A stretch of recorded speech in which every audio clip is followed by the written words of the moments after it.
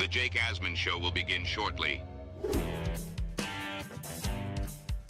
Thanks to all these great Patreon members who help support the show.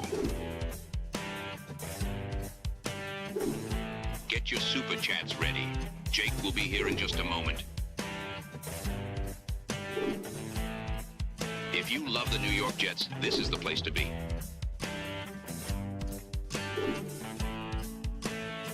And now, the Jake Asman Show. Tyrod Taylor spoke yesterday about replacing Justin Fields. He's starting for the Jets Sunday. What will the Jets offense look like against Todd Bowles and the Bucs? We talk about all that and much more. Nick Shine will join us. It's the Jake Asman Show. Let's hit it and get it started. We have to look at that. Watch the tape. Apparently, I didn't have the guys ready to play. And it's not okay. You still have to fix those problems that you saw on tape. The 2025 New York Jets season is officially here. Can Aaron Glenn lead the team back to the playoffs and finally deliver on the promise this roster has shown? Every step of the journey, the Jake Asman Show will have you covered, breaking down all the storylines, every game, and everything in between. Please subscribe and hit the like button below. Super Chat, baby. Cut the line. The Jake Asman Show starts right now. Here we go, here on a Thursday. Hey, big thank you to all the Asmaniacs. I woke up to so many messages on our Discord. It's my birthday today, so thank you to everyone who's already reached out. Really appreciate it. My birthday a year ago was the day before the Jets destroyed the Patriots in the home opener. And then we had 9 days of feeling like this team was going to be awesome. 2-1. Here we go. Denver coming to our building. Jets 9.5-point favorites, and, well, the rest is history, bud. It was a great birthday a year ago, and this weekend I'm celebrating in Tampa with a bunch of Asmaniacs, so maybe the Jets could get a win on Sunday and temporarily, calm down how we're feeling as a fan base right now. Ladies and gentlemen, joining us in his weekly spot is the host of the Nick Shine Show, Nick Shine. Hello, Nick. Good morning, sir. Happy birthday to you, my friend. God bless many more to you. I appreciate that. How's everyone? Gotta pull out the Jake Asman shirt on the birthday show. Gotta show support for my good friend. Let's talk some Jets, baby. Let's do it. We will talk Jets. We'll talk about Tyrod time down in Tampa. We'll get to all that. But first, I do want to acknowledge a bunch of memberships that have already come through the pipeline. We got an awesome giveaway. I posted about it in the Discord. One of my favorite Jets ever. Tone Time. Santonio Holmes will give away a signed Holmes jersey at the end of the show. He's a friend of the show. Oh, by the way, Santonio Holmes came on with us at the Super Bowl in Vegas a few years back, and he was awesome, man. Great interview. You could go back and watch it by just searching it on YouTube if you want to check out the full thing. So, Tone Time, happy birthday to me. We'll give away a Santonio Holmes jersey at the end of the show. And I mentioned the memberships. Thank you to Black Gypsy, who gifted one. Thank you to Phantom Green and White, who gifted one. Green Gang already in for 5. And how about this? Rick Kent starting us early. Rick, thank you, my friend. Really appreciate the gesture. $50. That's a ton of raffle entries for Rick. The great Rick Kent, who, as he wrote on there in the super chat, we will see him in Tampa. Let's go, baby. We're the freaking New York Jets, so we're built for this shit.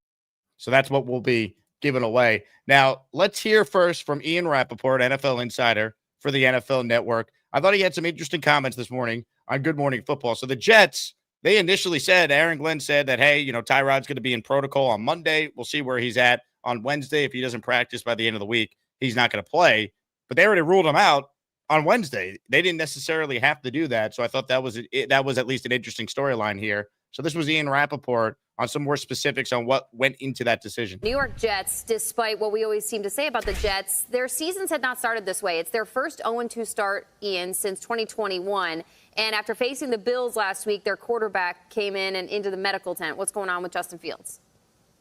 And Justin Fields already ruled out by head coach Aaron Glenn. So that means you're going to see Tyrod Taylor this week against the Tampa Bay Buccaneers. Obviously not what you want. You start 0-2. You'd like to have your starting quarterback out there. Justin Fields suffered a concussion in that game, was not able to finish. And generally what happens here is a guy goes through the week.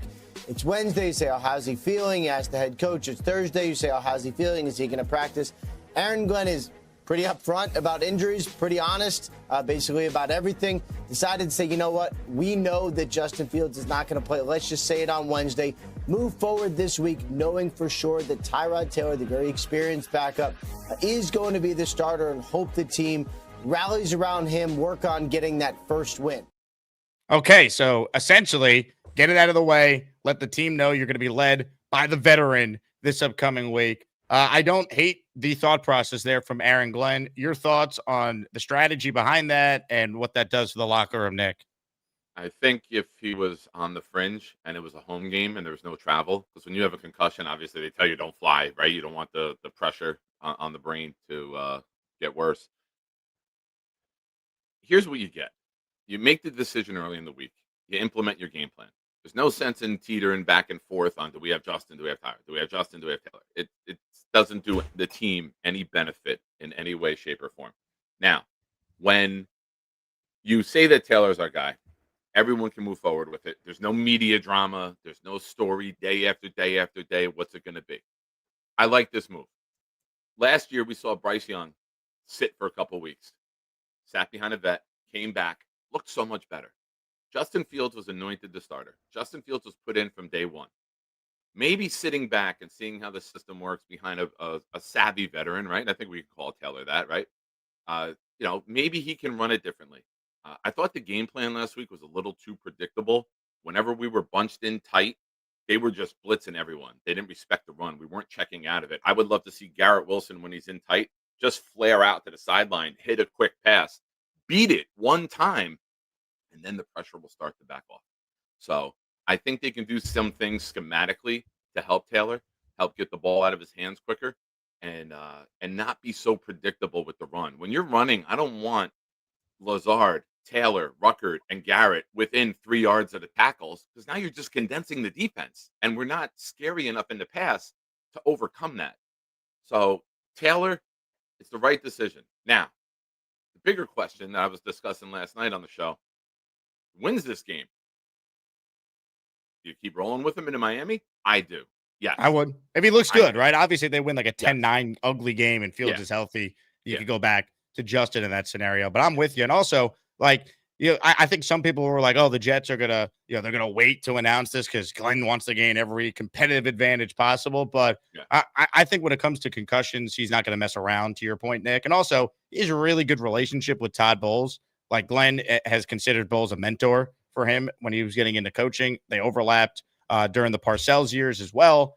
So the fact that they're not playing any games here, I think that also could have something to do with it. And I think you want to let the locker room know that, hey, you got a Tyrod Taylor quarterback start this week. He's the vet that's going to lead them. So I don't think you play extra gamesmanships with this decision here. No, and listen, we're in a bad spot. We played really well offensively week 1. We played really poor week 2. We're neither one of those teams. Would you agree with that? Offensively, we're not going to put up 30 a week, and we're not going to have 27 passing yards with our starter each week. We're somewhere in the middle. I hope. I would hope that they're not going to be. Hopefully, right? Yeah. All right.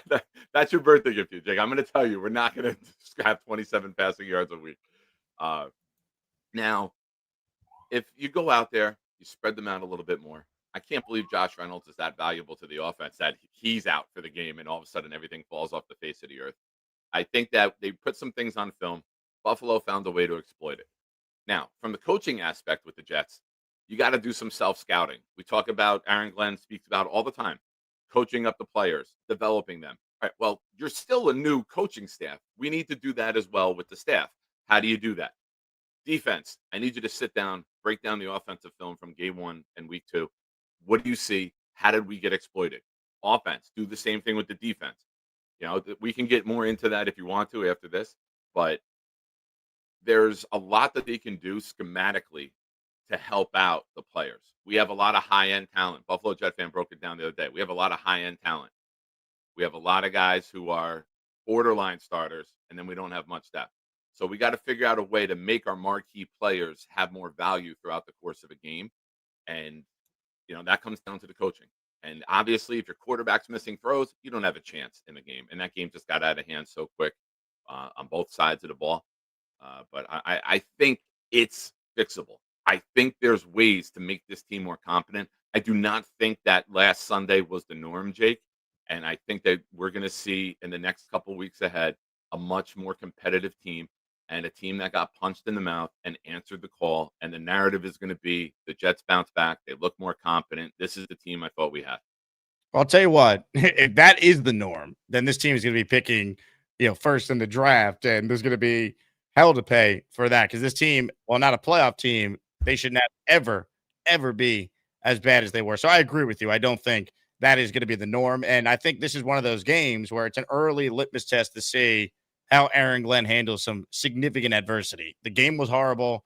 Fans rightfully are criticizing some of the comments made in his last 3 press conferences. Even some of the Glenn truthers I've seen out there, the big-time Glenn defenders, are even questioning some of the things that he has said. So let's see the type of effort they come out with. I do think for one game, Tyrod is not a bad option. It's when he has to play multiple games when you worry about him potentially getting hurt. But look, he's confident. He can make all the throws. And I think the thing with Tyrod is when he gets hit, you worry about him getting hurt. Well, he's got a really good offensive line, so they got to keep him clean. And the Bucs, unfortunately, already lost one of their top interior players for the season, meaning he won't play on Sunday. That's Kalijah Clancy. So, look, not going to be easy, but you're not playing the Bills this week. You're playing a Bucs team that has started 2-0 every year since 2020, and then they've never been able to get to 3-0 since 2005. So some trends on the Jets side, at least in that regard. Yeah, well, they're banged up on offense, and if you're looking for your defense get right game, this is it. They lost 3 offensive linemen so far. Mayfield's got a bum wheel. Egbuka is on the injury report. Godwin's out. If you're looking for your defense get right game, now that's crazy to say with Mike Evans and Bucky Irving out there, but with 3 offensive linemen down, I've been calling for this. I tweeted this yesterday. If there was a moment that Quinnen Williams has to put this team and this defense on his back and go show everybody who the hell he be, this is the moment. This is the time where you're going to have a backup guard in front of you. You got to go dominate this game. I always look at Dallas at home years ago when Darnold hit Anderson for the deep touchdown pass, and then in Green Bay with the Breece Hall touchdown run. Those are Quinnen's best 2 games. Those were Quinnen made game-changing plays time and time again. We need one of those Quinnen Williams performances if you're going up against backup guards. I would have him lined up on the backup all damn day, and I would blitz the other side so that the center can't double him. Because Quinnen was doubled a lot last week. They didn't even care about the other guys. JJ might not play. So you got to do things to free Quinnen up. I would overload one side, put Quinnen and Will on the other, and let them beat the living crap out of these backups all day long. And Mayfield can't move. So you want to bring that pressure. But the problem is when we're bringing the pressure, Jake, we're not covering. And I think all of us thought the secondary would be a strength. That's how they're built. And what we thought. Yeah, that's the whole game plan, right? Yeah. We have really good corners, so we can put them on an island and we feel comfortable, and our pass rush is going to get home. Yeah, and if you're going to blitz like that, you can't leave the middle of the field open. Your nickel's got to be able to cover. I don't like Sauce 7 yards off the line of scrimmage. I think Sauce is really good when he's up in someone's face and he can be with them from the snap. When he's 7 yards back, being long and rangy, he's not short and quick, right? So when you got a receiver coming at you and then he breaks, that's when Sauce gets handsy because he's not able to cut as quick as someone who's 5'10". He's got those longer legs. It takes him a little bit longer to get going. So I would like to see Sauce more up in Evans' face because you don't want to give Evans the physical advantage on slants all day. Because if Sauce is 7 yards off of Evans, he's just going to throw quick passes to him all day, let him get an easy 10, move the chains, keep it going. So we mentioned the injury that was reported yesterday with the Bucs offensive line. Cody Mach suffered a season-ending knee injury in that game against Houston. Ended up finishing the game, believe it or not, but he's out. So Bucs down, starting guard, 2 starting tackles. Dan Feeney, former Jet, Mr. I could chuck beers at Islander games as well as anyone. Shout out to him. He was signed off the Bills practice squad. So, look, they're banged up. Plus, it's a short week. I actually really like the Jets to play a competitive game here. Like, I don't think if they get blown out, I think that is really alarming. And you wonder, have players already just tuned out the coaching staff? Because there's no excuse. If you look at the line, the Jets are a 6.5-point underdog on FanDuel. There's a bunch of stats that point well for the Jets' chances. Most notably, Tyrod Taylor in his career as an underdog has been excellent against the spread, 21-12-1, including 12-6-1 when getting at least 4 points. Baker Mayfield is terrible as a favorite in his career, 18-30-1. Short week again for Tampa. They're banged up front. They're banged up on their defensive line. The Jets obviously are starting Tyrod, but I don't think that's a downgrade for at least a one-game sample here. I'm not saying they got to win the game because I don't know if that's reasonable, but you cannot get blown out. Like, this needs to be a tight game in the fourth quarter. Yeah. And we should have the ability to do that. And spreading them out a little more offensively should allow our running game to get going. I am not a fan of the shotgun running back next to the quarterback running plays. It's too predictable. The running back can only go to one side of the field, right? So with Taylor, I would eliminate that because I don't want Taylor doing RPOs. I would like to see Taylor under center more and get some more pure play actions instead of these fake handoffs and pull it. I would like to see more traditional play action. I think that would get the linebackers to bite. I think that will open up the middle of the field for Reynolds if he's back, Johnson, Taylor and Ruckert. So I think the ball will come out quicker. Jake, last week, Taylor and Fields had the highest two amounts of time to throw the ball. So the offensive line is doing their job. The scheme, guys are open. There's screenshots all over Twitter. Guys are open, and the quarterback still has the ball in their hands. So we can't blame Engstrand for the passing attack because there's screenshots of guys open everywhere on Twitter. But you're holding the ball. So is that not familiarity with the system? Is that not comfort level yet? Is that musical chairs? Now Reynolds is out. Like, we got to figure out what it is, address it, correct it, and not let it happen again. I think Taylor is going to have a nice, quick passing day. I think we're going to see more passes than runs because we're going to fend off the rush attack and the rush blitz by throwing the ball. I would like to maybe come out in a little up tempo with a veteran, right? Give me a little up tempo. Give me a 2-minute drill on the opening drive. Let's set the tempo quick. Let's throw the ball to then set up the run later on in further drives. So that's how I would attack it. And I think Taylor can play well. Like you said, give me Taylor in a short sample size. Give me 2-3 weeks. Great. And whenever Taylor starts, the next guy who comes in usually ends up being a franchise quarterback, right? It's happened in multiple places. Oh, man, except Houston. Davis Mills, not a franchise quarterback. Yeah, That's when I covered Tyrod when I was still doing afternoon radio in Houston. We're going to hear from Tyrod coming up, but I just want to thank the community real quick. I'm blown away by the super chats and the memberships. Thank you to Michael Schroeder out in Germany checking in. He gifted 10 memberships for the community. I'm just going to put the Jet chant on a loop here so I could thank everyone and not try and slow down the show so we can still hear from Tyrod and get to your calls coming up too. Jet chant on a loop. Let me thank everyone here. Michael, thank you, and thank you for your additional super chat. I'm counting all these in the raffle today. We're going to give away a Santonio Holmes signed jersey at the end of the show, and our weekly prizes for those who missed the announcement already this week: signed Revis football, signed Sauce football, signed Crabette football. So we got a lot of good stuff coming your way. PBM, thank you. He says, happy birthday. The Jets would suck a lot worse than they already do if it weren't for you. Very nice of you, PBM. I hope we win, but the depression is real. That it is. Mike Perez, thank you. Need that Holmes. Take me back to that corner touchdown by him in 2010. What a time, Jake. What a time. Happy birthday, my brother.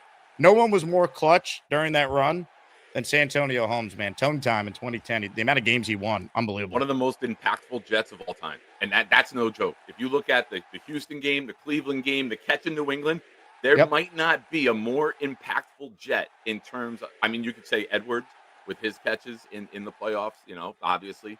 But to get us to that point, Santonio Holmes is one of the most impactful Jets there's ever been.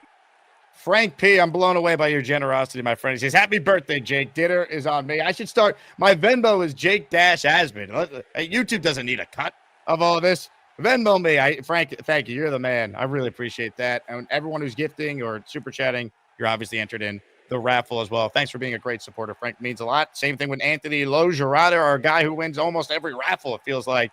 Anthony, thank you for the birthday wishes. Bo C says, happy birthday to a great guy and a fantastic host. Thank you, Bo. Bo also gifting, of course, 10 memberships. Where's my Bo sounder? We all know what Bo does around here.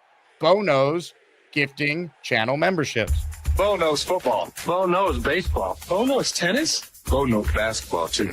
Bo knows channel memberships. Yeah, he does, baby. Thank you, Bo. Leanie. Let's go, Leanie. She gifted 5. Austria Jet fan gifting 1. Everyone so kind. Thank you. Jet Jarl says, happy birthday, Jake, from a fellow Virgo. Today's my daughter's birthday and Sunday's mine. hopefully we celebrate with a win in Tampa. Jet Jar, happy birthday to you, your daughter.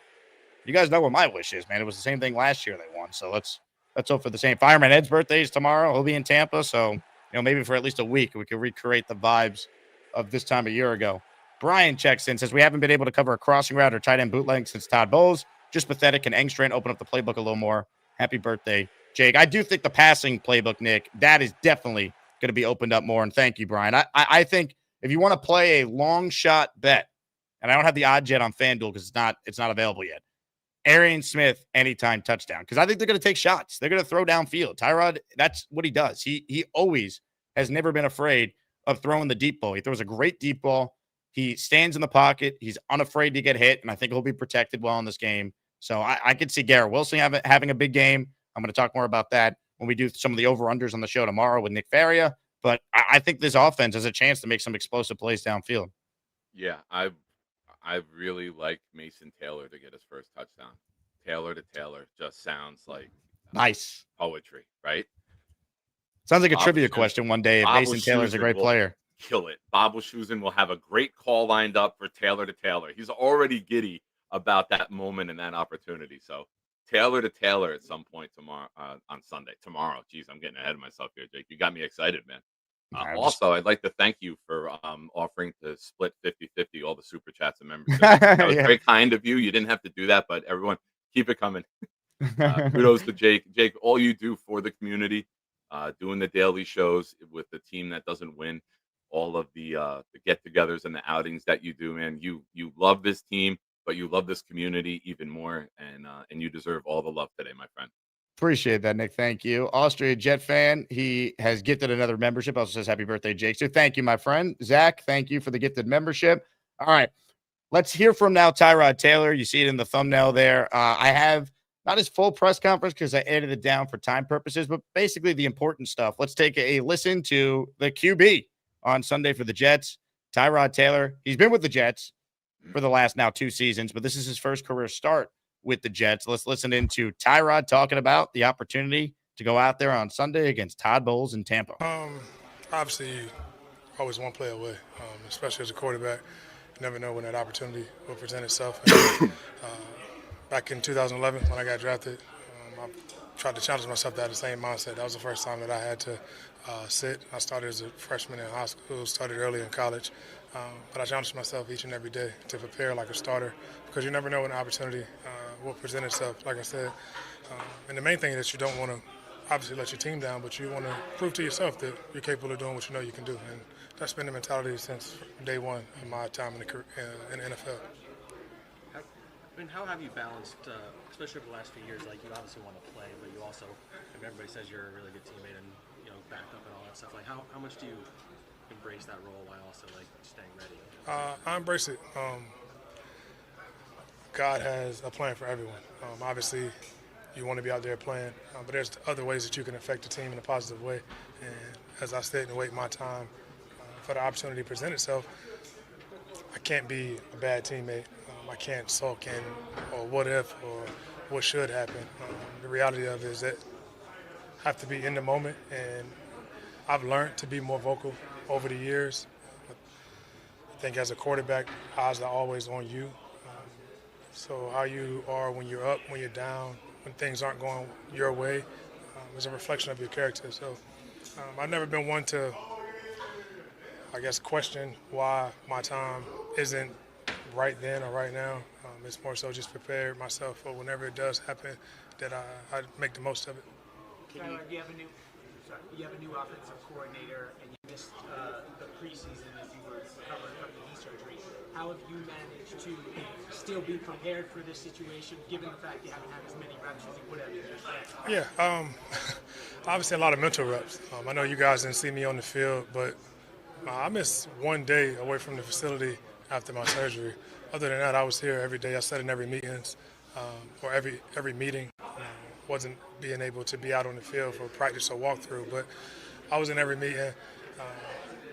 Obviously talking with Justin, Brady, Adrian at the time, but also communicating with Coach London, Tanner, AG, still talking through situations just as if I was on the field because I knew when the time did come whether it was to support Justin as the number 2 role or to be out there leading the guys, that I had to be ready. And with me missing training camp, I took those reps and that mental preparation serious because I couldn't do anything physically. What's the key for you guys establishing an early rhythm against a very aggressive defense? Being balanced. Obviously, our first game on the road, great communication up front, ball out from a quarterback perspective, let guys catch and run, and just staying composed and poised under the pressure. We know they're an aggressive defense, but we have to continue to be balanced in our attack and continue to establish our DNA.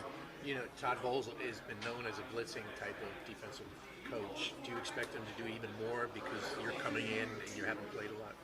I wouldn't say any more. I think that's just their makeup. I think you have to go into that game expecting pressure because that's just the DNA of their team. We have to, and we've already started to put a plan together for that, and it's up to us to go out and execute it on Sunday. With the team being 0-2, you know, the fan base is starting to get a little antsy, and now you coming into that situation against a really good opponent, what kind of pressure do you feel? No other pressure than any other game. I'm as confident as ever in the guys within this locker room. We know we're facing a very good team, but I have all the belief and faith in the guys in this locker room that we can get the job done. Does your mentality change? I mean, I know you always prepare to start, but since you've been here, you've only come in towards the end of games. Does anything change when you know you're starting?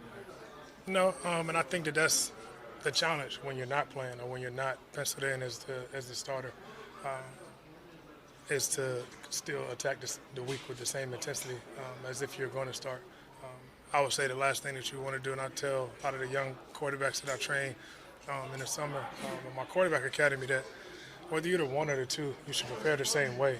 The last thing that you want to happen is you get called up to a position that you're not ready for mentally.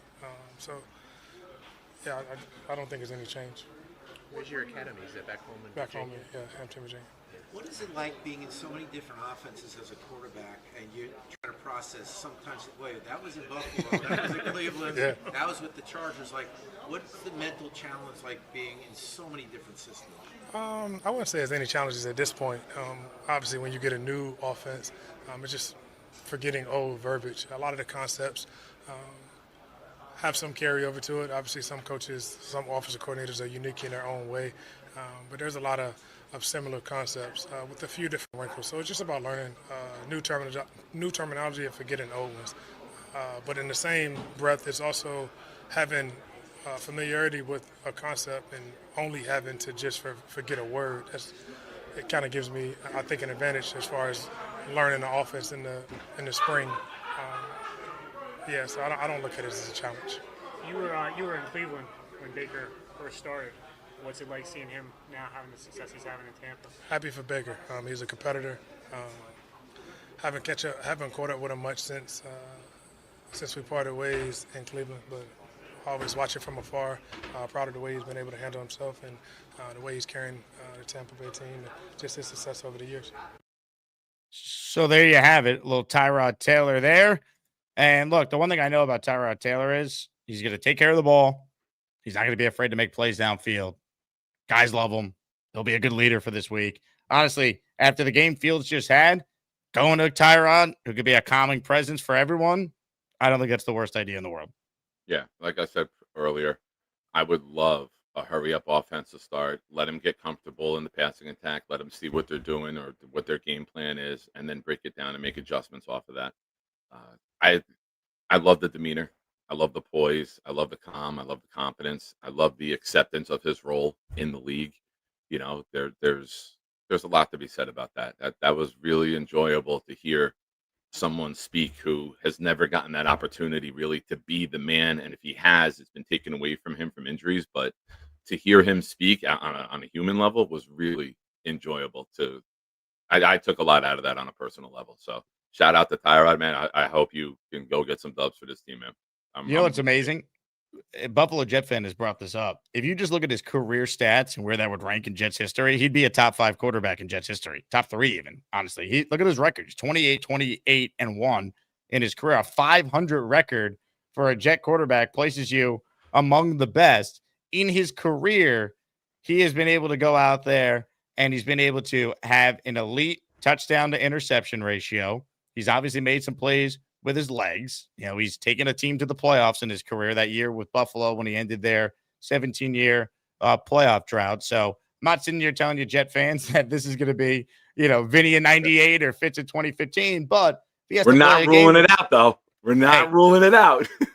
My birthday. I'm allowed to be delusional. But for the sake of this game, I don't think it's that big of a downgrade, man. Like, obviously Fields at his best, we saw what that looked like week 1. That's franchise quarterback stuff. That's elite.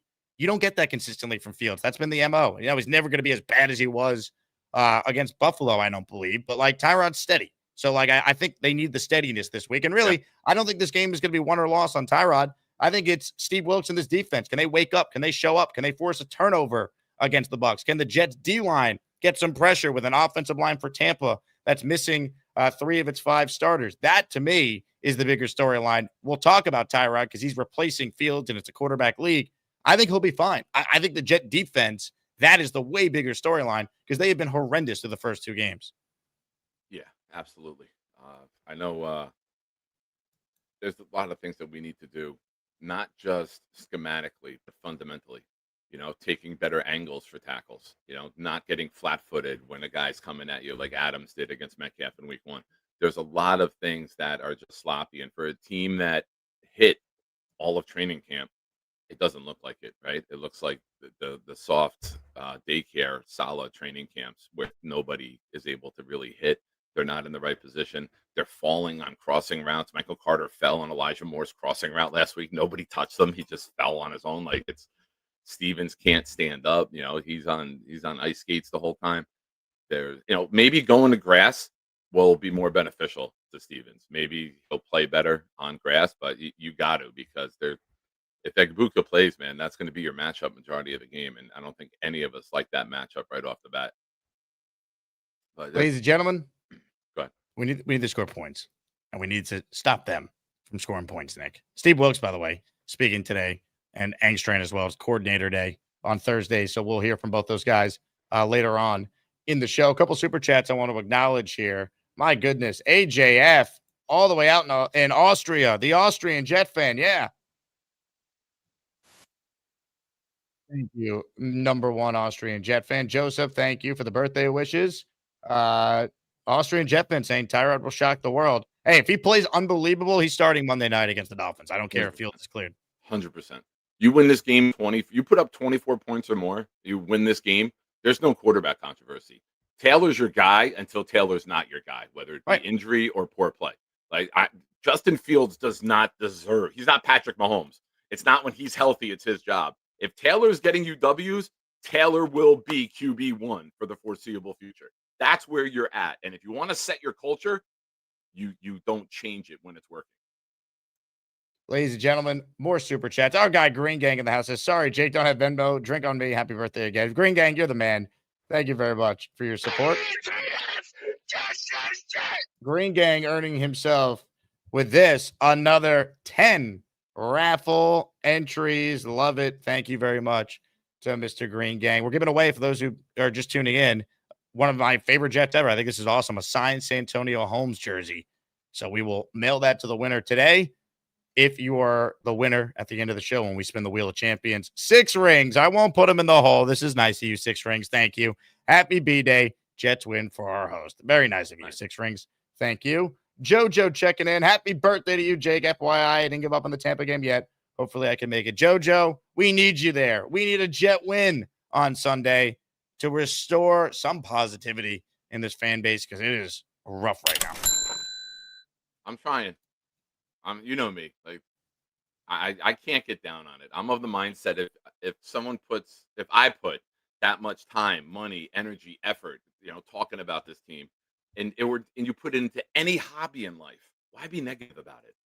If I wanted to be negative in something, I would still be married, Jake. That is true. By the way, Rick Kent, he goes such a weird amount, $27.99 Canadian. Yeah. Honestly, you're not wrong. I didn't even know you could do that. Whenever I see a weird numbered super chat, I'm always like, how? I don't even know how to do that. Can we get the Boomtown conversion rate? Boomtown, can you calculate the Canadian conversion rate for us? Unbelievable. Hit the like button if you guys are just tuning in. Comments, questions, super chats. If you are headed to Tampa, another reminder to join my Discord. You gain access to that when you become a Patreon subscriber. If you want to gift me anything for my birthday, join the community on Patreon, get in the Discord. It's growing every day, which is awesome to see. And you'll have all the info you need for our party at Gas Bars Patio Bar and Grill. Quick PSA, there are 2 gas bars in Tampa. I did not know this. So make sure that if you're coming to our event Saturday at Gas Bars, you go to the right one. The address is 8448 North 56th Street, Temple Terrace, Florida. So it's like right out. It's like a suburb or just right outside of Tampa. I don't know, but that's the correct address.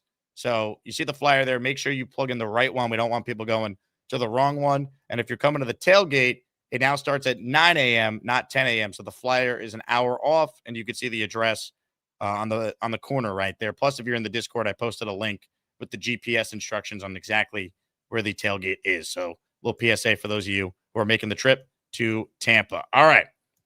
I believe it's time to take some phone calls, Mr. Shine. And there's a guy on the line that calls in, and his whole purpose in life, some would say, is to sing happy birthday. Ladies and gentlemen, first up today, hold on. There we go, StreamYard. Is none other than an exciting version. Ooh. Hi, everybody. This is Bob from Vermont. I am Bob, of course. Good morning, Jake. Happy birthday. Thank you, Bobby. You don't look a day over 25. Oh, thanks, Bob. You're off by 5 years. Nick, are you going to the game Sunday? No. Oh, you're staying home. Okay. All right. Let me see. Hi, Bob. How are you? Did you just get out of bed, Bob? You look very comfortable there in your room. It's cold here in Vermont. It's cold. Yeah, just woke up a little while ago. Yeah. So how's Nick doing today? Nick, how you doing today? I'm good. Bob, I see you. Jake, you might want to zoom in here. I think the Hitler mustache just returned for Bob. Oh, my Hitler? Yeah. Oh, no. Yeah, it's come on, man. Come on, not the Adolf. Bob, you got to learn how to shave. Bob. I know. I didn't shave for a couple of days, so I got to shave today. You're not very good at shaving. For your birthday song? I'm ready, Bob. Happy birthday to you. Happy birthday to you. Happy birthday, Jake. Happy birthday to you. And I hope you have a good day and a good flight to Tampa Bay. That rhymed. How's that? That rhymed. There we go. That was one of your best, Bob. Yeah. Yeah. Well, I was thinking that because you're traveling tomorrow. You going tomorrow? I'm going Saturday morning. All right. Red eye? No, not red eye. You don't have to get no red eye, just early in the morning. Yeah, it's not that far. It's not that far. We went to Orlando and then only took me and Michael. It's like 2 hours. Nice, easy flight. Yeah, 2 hours. It didn't take too long from Massachusetts either. Connecticut. We went in Connecticut. The one down the road from us. What you call it? Hartford, Connecticut. Yeah. So yeah, the Jets. I hope they win Sunday, and I'm happy that they got Tyrod Taylor in there. He should have took over for Aaron Rodgers last year. They should have put him in there. He didn't do that. They should have put him in there probably for the London game in hindsight because of how banged up Rodgers was. Monday. Though you said he got hurt on the Denver Bronco game, didn't he? That was the week before, so they should have played him in London. Yeah, right. True. Yeah. See, and then he got hurt on London too. Tremendous comment, Black Gypsy. I just laughed. What did Black Gypsy say? He says your hand motions look like you're spreading your butt cheeks, Bob. Yep, I got a big butt cheek. I have to spray them. You do. Yeah, I gotta spread them. Hey, Spencer wants an update on your job search. How's it going? I'm trying to get a job. It's been rough. I'm actually rough. Less believable than me saying no, baby. I didn't cheat on you. Oh, I didn't cheat on nobody. I'm trying to look for jobs. Trust me, I'm gonna get a job soon. Good luck to you, my friend. Yeah. Hey, what about that social media job? Do you still need help with social media? We got some things in the pipeline right now. Also, I don't think you're a social media guy. Why not? When was the last time you edited a video? You're not very social. Oh, yeah, that's what you got to do. Yeah, I'm not that good at that. See, if the job was just I need someone social, then you probably would be my first call. Oh, okay. Social media is about the video. And I'm sad for Charles's sad news yesterday. Grandma died. So my heart and my prayers go out to Charles and his family. That was sad. She was a nice lady. She was on my show a couple of times, and I think your show a couple of times, Jake, too. Oh yeah, we love Charles's grandma. Now Burkinator writes in, wait, he's still searching. Well, what's your mind your own business? Bye. I don't think that was a condescending comment. Well, that to me was rude. Bye. Oh, okay. Okay. Thank you. You know what was rude, Bob? You not doing a show yesterday when my son turns 17 and gets his license, and all he asked me is, Bobby doing a show so he can sing me happy birthday today, Dad? Well, I was at my parents' house. Sorry about that. For 24 hours? Not 24 hours, no. There was time, and you know there was time. Very disappointed. Well, I will have a show today, and I'll sing to him tomorrow. Today. Belated birthday for Nicky, and congratulations on his driver's license. Yeah, Nick Shine Jr., baby. Or actually, Yeah, he's he's the third, gonna right? be- He's the third. You're junior. This is Nicholas William. I gave him Okay. both. Yeah, his he's granddad's not. names. Well, they call him Nicky, and then the dog is happy for him too. I guess. Teddy, Oh, he's great. I love Teddy too. All right, Yeah, Bob. so I wanted to say you happy birthday, Jake. Thank you for letting me on first. I appreciate that. You got it, Bob. All the We'll- love. We'll talk to you today. Oh, who's on the second show? Shut up, Rick Kent. Doing- Respect. Oh, you know I like the Yankees and the Jets. Can't believe Jake and Roger Smith are more than just a hat on Bobby. Bobby Midnight, everybody. Yeah, Rick Kent. Jake, now that was the first legend to come on and sing you happy birthday. But there was also another legend that we heard wished you happy birthday. Really? Well, Yeah. let's see who it is. Yeah, this photo was taken.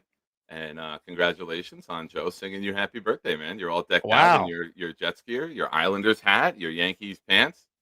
Tremendous Man. moment for you, man. Joe and I must have been partying like old times with Joe because I don't remember this, but this is awesome. That's well done. Well done by Addison. Thank you very much, Addison. I appreciate that. Okay, some super chats. We'll get right back to your calls. Let me just hope StreamYard doesn't screw us over here. There we go.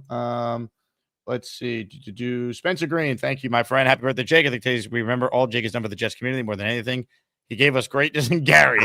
He brought in the legend beast. Lastly, by God, Bobby Midnight. Spencer, you're the funniest, dude. I appreciate you, man. Thank you. Good luck. Great. Well done. Spencer being in law school, I think just makes his super chat so much funnier. He's obviously a bright guy. He just messes around on the chat. Tom D says, happy birthday, big dog. Thank you, Tom. Congrats on your raffle win. Spencer Green, Bobby B. I already read that one. Jet Johnny, thank you for the birthday wishes. I think Devin is impersonating Beast. I don't know why anyone would watch this terrible show. You're all drug addicts and talk like bleep. I quit the show like Beast. This is my last super chat ever. Check you later. I think that's what he's doing here. He gets a bit. Because then later on he goes, happy birthday, Jake. Thanks for all your hard work. Love you, bro. Devin, thank you. Coach Olick in the house. Brian says, happy birthday. Thank you. 6 rings. Give my raffle entries to Nick Shine. Wow. Look at 6 rings trying to win you over. Look at that. I'll just take 1 ring. Not from him, like our own ring. Our own Super Bowl ring, yeah. Yeah, another ring. By the way, Bobby, Very Burkinator kind of you, says sir. Burkinator says he meant no disrespect, and he's a huge fan. So there you go. All right. On that note, back to your call, shall we, ladies and gentlemen? The man who won the Azzy for the best takes is up next.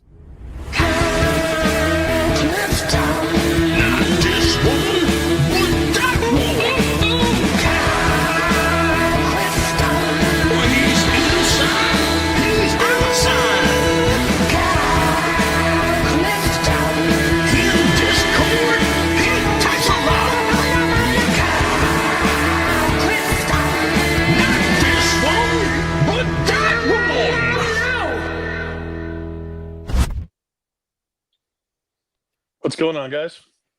Kyle Clifton calling from inside the Nick Shine Show studios. Which what? means How he's could- outside at the game. That's right. He's at the We all- stadium, so technically he would be outside here, right? All right. Well, yeah. I mean, as John Lennon said, we all shine on. So, Love it. Thank you for the shout out, Kyle Clifton. Yeah. Appreciate it. So, I was a little distracted during the Tyrod interview. I just got a kid sent home from school, but what happened? They think he has pink eye. I think it's allergies because it's not that pronounced. Oh no. But they didn't call me. They went and called his aunt, and next thing I know, he showed up at my door. So, the I wasn't too familiar with him, but it seems like from the interview and that he's a real steadying presence, and that's exactly what this team needs right now. There's water in the boat. Let's be frank. And I don't think that a veteran presence who's been through the wars is necessarily a bad thing right now.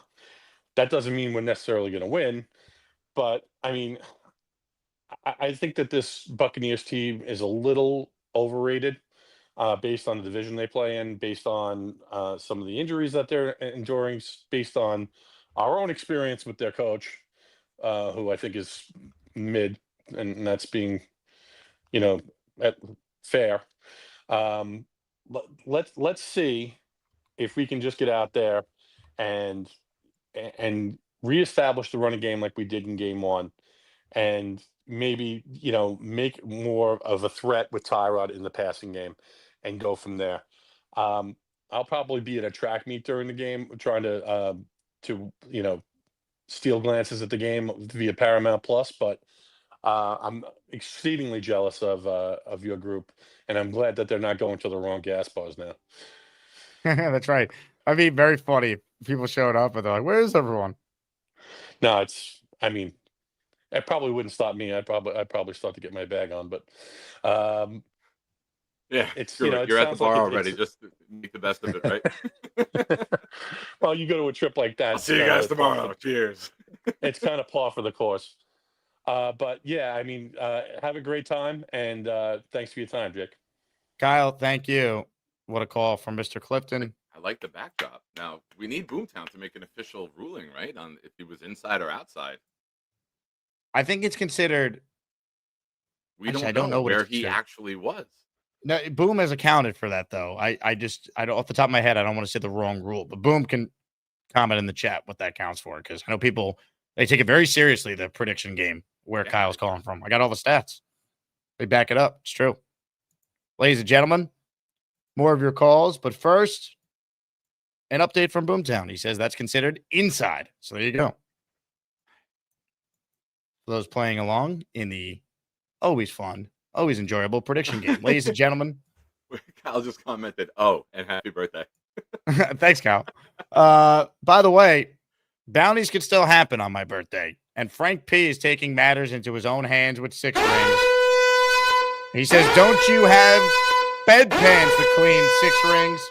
See ya, ladies and gentlemen. Despite a generous super chat and then saying to give his raffle entries to Nick Shine, Frank P is saying thanks, but not good enough. 6 rings, you know the rules.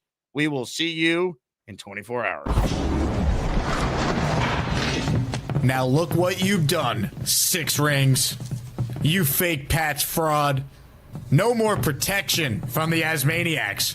Had to cut you off and cast you out with the sodomites. Some time in here will make you feel like you've been run over by the lane train. You understand me? You catch my drift? Give them another 24 hours to think about it.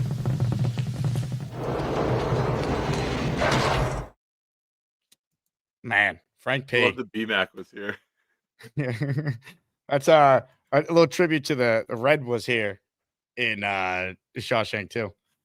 A little homage to that. All right, more of your calls here. Appreciate everyone who's watching the show this morning. We only got one person currently on hold right now, so that means if you want to call in, great opportunity to do so without a long wait. Adam is next. What's up, Adam? Hey, happy birthday, dude. Thank you, Adam. Appreciate that. Now you don't have to do any underage drinking on camera.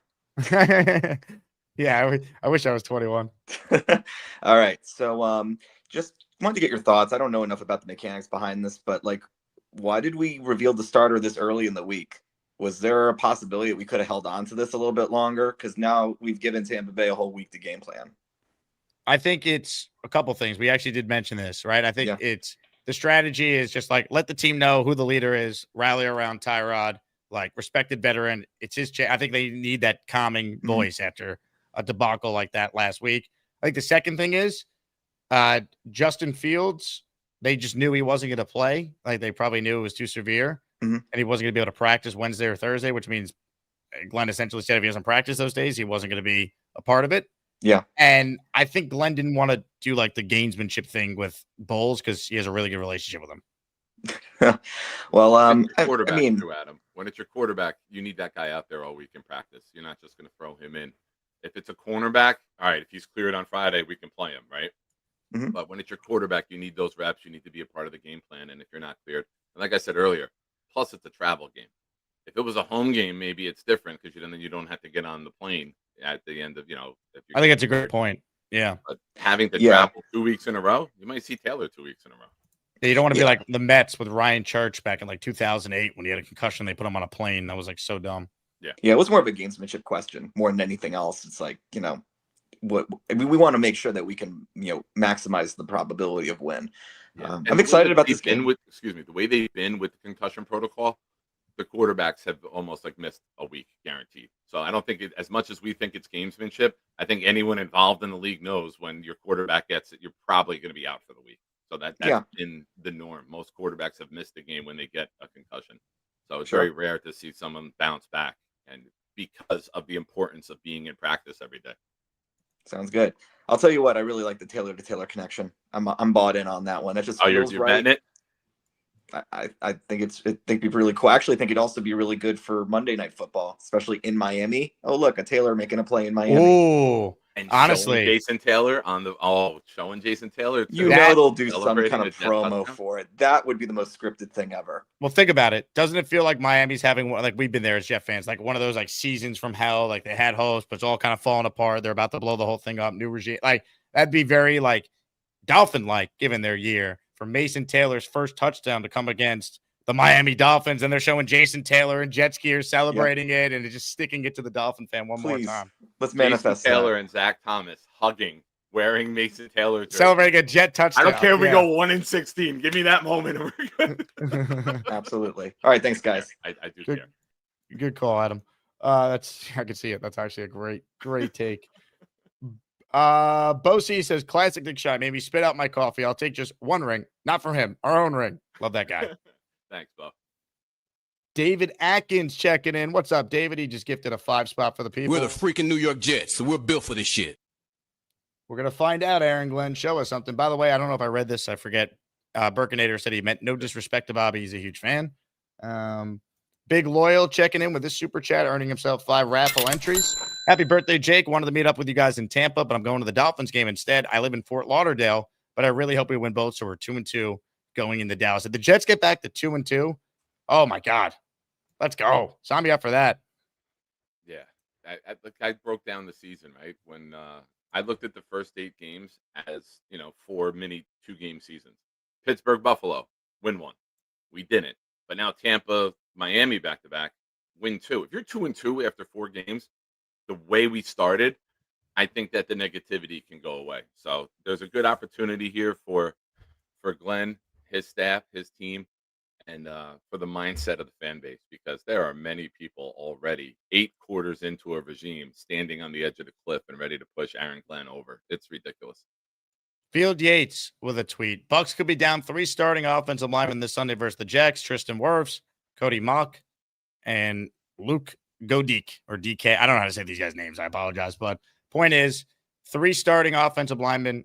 Let's hope Jermaine Johnson plays. He did not practice yesterday with the ankle, so we'll see how he looks later today when we get the injury report. But like the Jets defensive line, they got to put pressure up front. Steve Wilkes, if you're going to blitz, you better have guys prepared to tackle. And the Jet players themselves just have to be better. Like Michael Carter missing key tackles, Tony Adams, Quincy, Sherwood. These guys all have to be better. And let's see, because this game has a lot of things that trend positively for the Jets. I know the Jets looked awful last week, but Tampa, short week, banged up offensive line, out one of their top players on defense. Baker Mayfield, not great as a favorite in his career. We know Todd Bowles is good for that inexplicable, let down performance by his team. We saw that how many times when he was with the Jets. So I don't think this is a game where the Jets have any excuse to not have a chance to win in the fourth quarter. It should be close throughout and give yourself a chance. That's all you could hope for, I think, if you're a Jet fan. Yeah. KJ Jam asked a question to me. How can I blame some Jets fans for feeling that way? Because it's 8 quarters. I will say this again. I'm probably tweeting this every day. Reminder that Dan Campbell started 0-10-1. And I'm pretty sure the Lions fans and players and organization are happy that they didn't hit the panic button like Jets fans would and the Jet media would. And I think they were panicking. I think ownership gets credit for not and they panicking. righted the ship, right? It took a while to turn it. Glenn was a part of that. They were 0-10-1. They drafted Sewell, their right tackle. What was the first thing we did? We drafted a right tackle. So there's similarities if you look at it. They didn't have. We need to get our quarterback of the future. I don't think we have that yet. You build your offensive line first. You sign Garrett to an extension, and then in the future you go in and you get your quarterback in next year, and you hopefully get the right guy, and then you can really start to move the ship. So this year was a foundational season. We didn't spend big in free agency. It was a lot of short-term deals. There was a lot of bargain bin shopping because they're not going to go all in when they're not ready to go all in. It's smart. I know. I keep saying this. The past 15 years, the sins of the New York Jets are not the sins of Glenn and Muji. That line of demarcation was drawn in January. We cannot blame these guys for the past. Their job is to build it from the day they got hired going forward. And you do that slow and steady. Sometimes you get Washington, you get Daniels, and your whole organization chains around. We didn't do that. So build it the right way, get your structure in place, bring in a quarterback who can succeed long-term. You got a stud wide receiver in Garrett. You got a young tight end who will be in year 2. You got an offensive line that's probably 80% full. There's ways to build this, and they are building it the right way. It'll just take time because I don't know if you guys are aware of this. Joe Douglas wasn't really good at drafting in the middle rounds. We got Carter, who all of a sudden looks like he can't play football 2 games in, and Sherwood are the only guys from the middle rounds that have been contributors on this team. There's a lot of teams where you draft well in the middle rounds, and these guys fill your roster out. We don't have that. So the one thing I'll say though, not looking good for Muji's first draft class. Way too early. It's 2 games, but like he didn't exactly cover himself in glory when Michael Clemens is still on this team, and the reason is no one behind him is any good. Like Tyler Barron was inactive on Sunday. That's supposed to be one of the guys that could push Clemens for a spot. So we'll see. It's only 2 games in, so I agree with a lot of that. But there are some things that are at the bare minimum concerning, especially some of the answers Glenn's giving. Like no one wants the instant coffee quote or turning the ships or defending Michael Clemens being like, oh, he's doing things that don't always show up in the box score. It's like, come on, man. Like football fans have never been smarter. We all have access to the coach's tape now. There's plenty of ways to kind of evaluate what's true, what's not now. Like that's what I would add. But everything you said is fair. Eli checks in.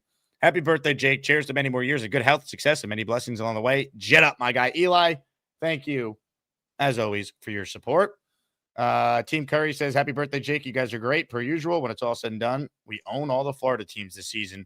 JETS, Jets. Well, think about it. They play in Florida, 3 games this year? Dolphins, Tampa, and Jacksonville later in the year. So there you have it. Also, David D says, Jake, many Lions fans were panicking when Detroit started 1-6 in 2022, second year of the regime.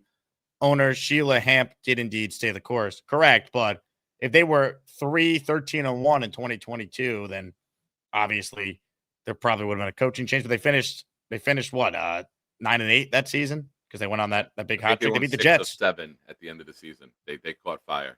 Yep. All right, more calls, ladies and gentlemen. A special caller is on the line. Gator McCluskey joins us. Hello, Gator. Hey, Jake. Thanks for squeezing me in here on your special day. Got a little something for you.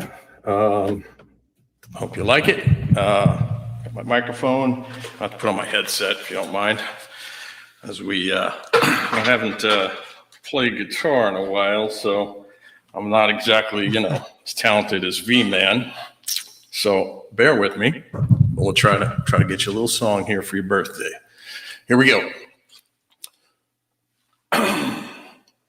Happy birthday to you.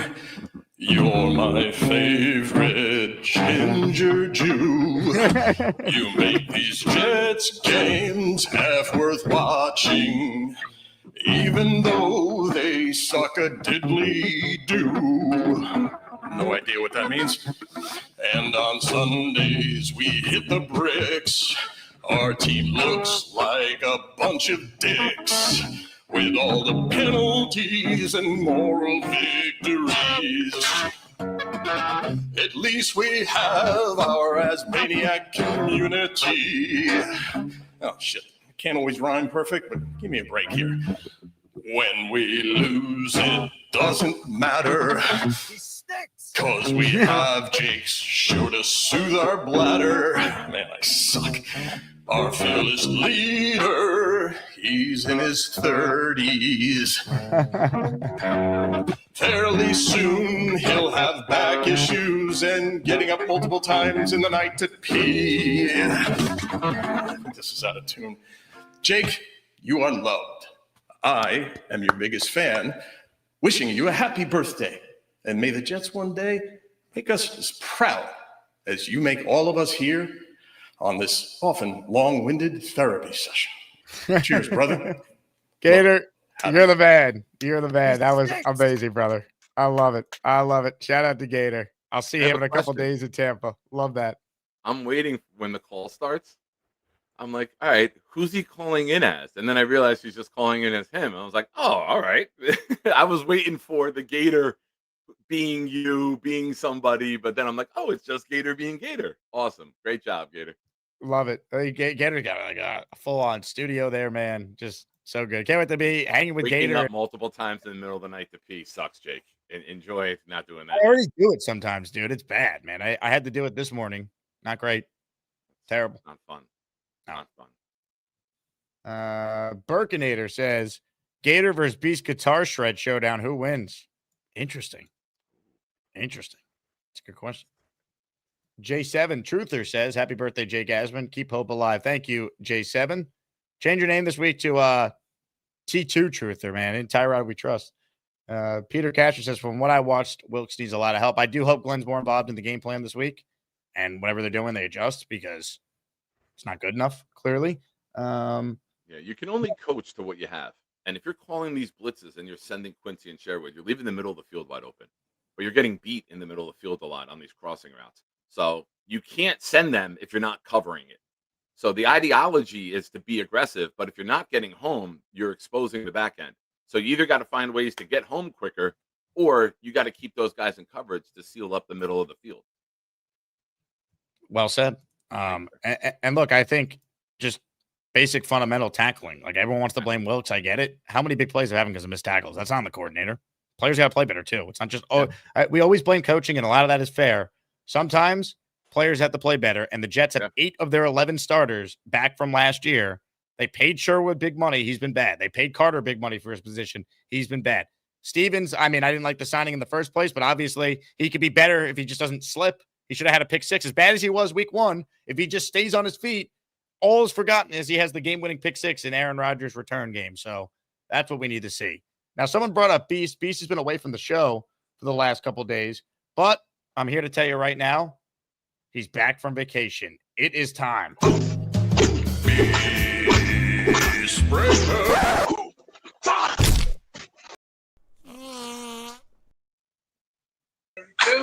Good. And I'll take those tenders. Those tenders are perfect. They're gonna go great for a football game. Inside the shopping cart? This is good too. We're gonna be making some great gyros today. And yep.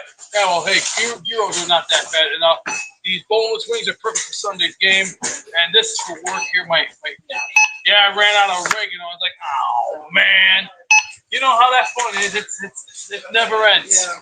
It's always one thing after another. You know how that works. Yeah, I hate football. Everybody's got their way of life. Oh, I hate football. What happened? I hate football. I know. Yeah, you're different. Everybody's their own way of life. So, I love the sunflower floating above his head. all right, well, that's fair. All right, what do we got here? Grand total. 28-45. 28-45. I'll take care of you. Don't worry. 1 second. Oh, I hope it gets denied. And taking care of 1, 2, 3, and 4. That's his fish. I just told us it's pin. Fish, mash, posh. Fish, mash, posh. Thank you, ma'am. You have a 308. What happened? 308. Don't worry, I got something in mind for you. They all say 4, 3, 2, 1. There you go. Service with a smile. Everybody got it. There's our pita bread or steaks for soon, and pretty soon we'll start making the ultimate breakfast burrito. Oh, yeah. That is the sexiest thing you're ever going to see. Wait, you'll see it in the coming months. The ultimate breakfast burrito. Oh, and to Mr. Jakey, happy birthday to you there, little fella. Thank you. How does it feel? How does it feel to be a man now? Feels good, doesn't it? You have a nice I wasn't a man until You today. take care. Yeah, I'm heading to work. It's called time to get ready to get some sweat going. And then after that, maybe play some pool a little bit and then get ready for some of the action. And come Sunday, we are going to bitch slap Tampa so fast that their eyeballs will go right in the back of their head like the Exorcist, like or something like Renfield, like yeah, that sounds like that's the sound of Renfield. You don't remember Renfield from Dracula Dead Love? Going, yeah, you'll see it in the coming time frame, but don't worry, we're going to be just fine. As everyone says, let's enjoy this day. Go outside, have a great day. Go to the boat. Go sweat a little at the gym, and do it. And if you want to do Ric Flair, you can do Ric Flair if you want. But hey, everybody's got their own way. Why? Because one, we're human beings. Two, we're just different people. And C, when it comes to everyday life, if you don't enjoy it now, what are you gonna be in the next 30 years? Think about that. And remember, Jake, don't eat too much cake. Thank you, Beast. You're the man. I got gas right now. What a return to the show for Beast. He missed a whopping 1 day. He did. I was ready to broker peace between you guys. He's been reaching out to me, as you know, and I'm like, come on the show. We'll work it out. But sometimes you just got to let a chef cook, and he was cooking there. So Beast and I are on the same page. We want to take down Bobby Beasley together, Nick. That's what it's all about. That's it, man. You got to expose your enemies in order to defeat them, and I don't think Beast gets that. Playing these videos and clips shows the pure evil that Beasley is. I really wish Beast lived in the New York area because it'd be amazing to get like that day that Mark messaged me the photo of just Gorman out in the wild. Like I would love to get that first Beast out in the wild photo. If we have Beast interactions. Oh my goodness. Because no one's ever met Beast from the show in person. It's all online, these interactions. Well, if they have, they haven't lived to talk about it. Tom D says, imagine seeing this meatball in the wild while trying to go grocery shopping. Can you imagine everyone that he's encounters goes home and be like, that guy was here again. You won't believe what he said today. It's truly astonishing. His debit card pin being 1, 2, 3, 4. And he said it out loud. I can't wait to see what Gator does with this. I just no words. Lou B in the house. He'll be in Tampa. He says, can we all chip in and bring Beast to Tampa? Beast is very busy. He can't. He said he has to he said he was working, but I don't know. He's also said he's retired, so no one seems to really know. Yeah, and the no-fly list thing is a problem. That's an expensive Uber, Lou. Burkinator says, whoever Beast is talking to cannot wait for him to stop talking. I'd love to interview that cashier about that experience. Yeah. Big Country says, happy birthday, Jake. Hope you have a great day. What's your Venmo? My Venmo is Jake-Asman. My Zelle is just AsmanJake@gmail. If you guys don't want to give YouTube a cut of your tips, I appreciate it. Big Country, you're the man. I'll put it in the chat again. Yeah, and for the Venmo, you'll know it's me because I'm literally wearing a Jets jersey in my profile picture. Spencer Green, did Beast actually set his pin number 1, 2, 3, 4? I think he did. That's what it sounded like. He said it out loud.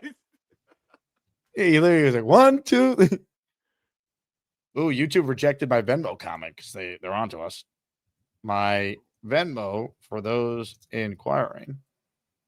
How do I get around the YouTube auto block here? Don't put Venmo as the word. Just type just type what the name is without. How about my VEN? They'll never know what I'm talking about. That's it. My VEN. Haha.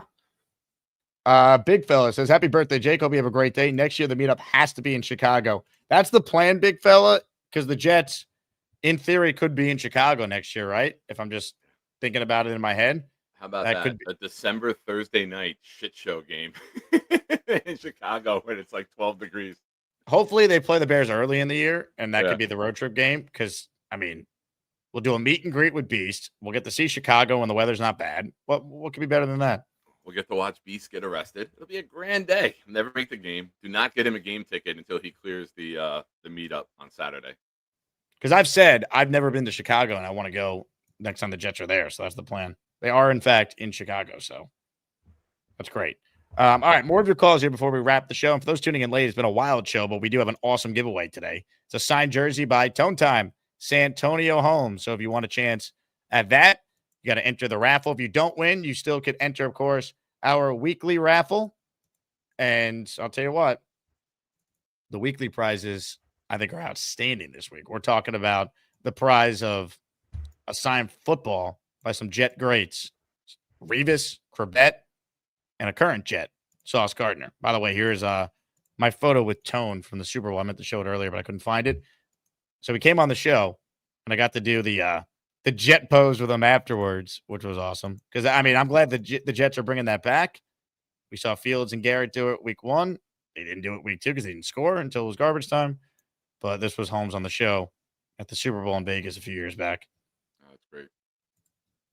Let's see. More calls right now, shall we? Let's say hello to sorry, Nick. Let's say hello to Coach Brian Olick, who's calling from what appears to be Kyle Clifton's living room. Hello, Coach. What's going on, fellas? Start off with a happy birthday, Jake. Thank you, Coach. Good to see you, Nick.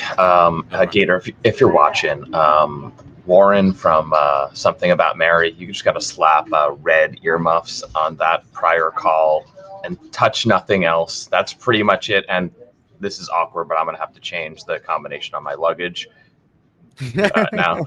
Anyway, so back to football. I put relax as my statement here because we're jumping the gun. This is not a Super Bowl caliber team. Muji didn't have the resources in the offseason or the cap space or the draft picks to turn our roster to make them all Glenn guys. So that hamstrings the coaching staff. We're looking for here, in my opinion, is player and coach development. I always knew that the first 8 games of the season were going to be rough. I predicted roughly 2 wins, almost a Dan Campbell-esque first year, with a really strong finish after the bye. So I'm disappointed for sure. We're all passionate. That's why we're logging in and talking about this team. And I have spreadsheets and charts and stuff because I'm a nerd about the Jets. So the passion's there. Disappointment for sure. I don't like to see us get blown out. I want to see us compete in these games. But last year I went to 4 games and I was cheering for first downs, right? That's been in years past where I'm like, ooh, a first down. We got one in the drive. And then we punted or fumbled or threw a pick 6, whatever. But I was just rooting for a first down. So, tempering expectations here and just bringing down the temperature in the room. Like, we're all upset, especially on a Monday or Tuesday when we're getting blown out by the league MVP, who's single-handedly just destroyed the Ravens, a team we all could have seen go to the Super Bowl or still could this year. So am I sad? Yeah, a little bit. I want us to go 17-0. Well, my realistic expectations is that I need to see progress. Clemens is not a fantastic edge rusher. I really love him as a human being. I think he's just so entertaining, but we can't have him play 60% of the snaps. He needs to be a rotational guy. Yeah. And there have been some potential misses. But how about those 2 D linemen that he brought in, trading at the end of the preseason? Those guys are studs, doing great. Maybe an area of strength for us. So, with number 21 really hurting my feelings each week. I don't know. There's some good play, some awful play. I think we need to stabilize this. We saw great offense, terrible defense. Then we saw almost nothing. I guess we saw good defensive tackle play in week 2, but that's not enough.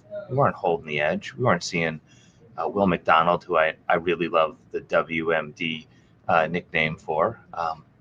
So I just think, from my perspective, it's just, we're going to have to endure a little bit of suffering here for a couple more weeks while this team figures out who they are, what they can do well, I would really like to see Wilks adjust the defensive scheme around the talent that we have. It hurts a little bit to see them stick with it and it not work. So, your thoughts? I'm just trying to stay calm. Yeah, Well, Nick. First thing I thought of when you said cheering for first downs, I remember 2023 during the Chargers game where the loudest ovation was when we finally got a roughing the passer call for the first time in like 2.5 years. So we've had such poor football that we've cheered for things that normally people don't give a damn about. The main thing that popped out to me is when you said coach to the team that you have. You got to do that, right? If obviously we're a run team, but you have to open up the run, even if it's with quick passes. If it's, put Taylor or put Ruckert and Lazard out and do a bubble to Wilson coming in and let him run behind them, get Olu out in space for a block. Do things in the passing attack where everyone's not bunched in tight in the formation. It's hard to run when there's 10 guys at the line of scrimmage. And we did a bunch formation one play last week, and I was on the air with Dylan for the game. And I'm like, there's 10 guys within 5 yards of the line of scrimmage, 2-yard loss. It's too many guys. Spread them out. If you want to put 4 guys there, put the receivers out wide, put the defense out wide, and then you can gash them. And then you can attack them better. It's hard to attack a defense with running the ball up the middle when there's 10 guys within 5 yards of the line of scrimmage. And they were just crashing everyone on the interior to close the gaps, and they were blitzing the corners off the edge. And we saw free rusher after free rusher time and time again. So I think the ideology needs to change, not so much the play calling, just the structure of it and spreading the defense out so you can attack them more up the middle with the run. And then that'll open up the passing to the outside as well. So it's just get the first domino right, and then you can strategically play call better throughout the game. But if you're getting down quick, your defense isn't playing well, we saw how quick a game can get out of hand if you're not schematically right going into the game. So I hope the coaching staff self-assessed, self-scouted, and makes the adjustments. And I know fans will be quick to give Taylor the credit, but I'm looking at the schematics of it. How are we attacking them, and how did that change from last week, not just who's the quarterback? We're thinking that Taylor's presence opens up a little bit more of the simple passing game. Yeah, I mean, changes the scheme. I tell you what, if Tyrod Taylor played quarterback last week, they do not get blown out because Fields gave them no chance. It was the first throw he's missing. Like Fields completes that. Tyrod easily completes that to Garrett. He's completing the one to the running back. What's his name? Isaiah Davis. Or the one to Mason Taylor. Like blowing behind him. I mean, I can make those throws. Even with 9 toes on the run, I can make that throw and put it on his chest. I guarantee you I can do it. I'll do it in the parking lot, Jake, when we're there for the Carolina game. I'll show you that it's not a hard throw. Nick, they're going to be in the game Sunday. I'm telling you. Like I think the Jets are going to have a chance to win this one. I really believe that. I've got hope for each game. I mean, everyone is in a one-game season. I kind of look at it as play-by-play. I know that's similar to the talk that Josh Allen had in the offseason. Yeah. When you look at the opponents that we have, Buffalo and Baltimore, those are the 3 games where we looked at like, all right, we're probably not winning these games, right? We didn't expect to be as bad as it was, but I don't look at any other opponent that we have this year and say, oh, man, we might not have a chance in this game. If they play well, don't turn the ball over, get turnovers, short third downs, have the other team with long third downs so we can get our strength and rush the passer, the games are all winnable. It's just a matter of executing, coaching, and winning. The margin of error is quite small for this team. That's the based problem. On the lack of depth, that lack of skill, and I'm not saying I'm hating on the skill, but the lack of skill and the lack of depth across the team. We said the running back room, great, they look good, but we stopped there. I stopped there at this point. We just don't have rotational guys to come in and make a difference. So it's going to take another off season. I would like to rag on the Dolphins for a moment here before I go. Happy birthday one more time. The Dolphins have fired their head coach or coordinator or really screwed with their team several times directly after a Jets game or Jets loss, which makes me incredibly happy and filled with joy and holiday spirit. So I'm kind of hoping that, whether we're 1-2 or 0-3 and we're playing the Dolphins in week 4, I'm hoping that it's an epic Tyreek meltdown, an awkward press conference afterwards from McDaniels, and just blowing that team up. I would really love that feeling. Love that feeling. That's my hope. In case anyone wants to get me a holiday present, that's what I'm looking for. Not have to I'm wrap going to it either. interject there real quick, Brian. Yeah. We play them Monday night, so they'd have a short week. Tonight, you lose this game 40-6 to Buffalo. This is when you fire the coach and you give the interim coach extra couple days to make the changes. So if it's a disaster tonight playing the Bills, this is when you make the fire. You don't do it Tuesday morning when you got a short week. You do it after this game if it's that bad. It's the solid thing, right? Why'd you bring him in if the leash is that short? But here's the thing: they fired they fired Saleh after the Viking game last year, and then we were worried about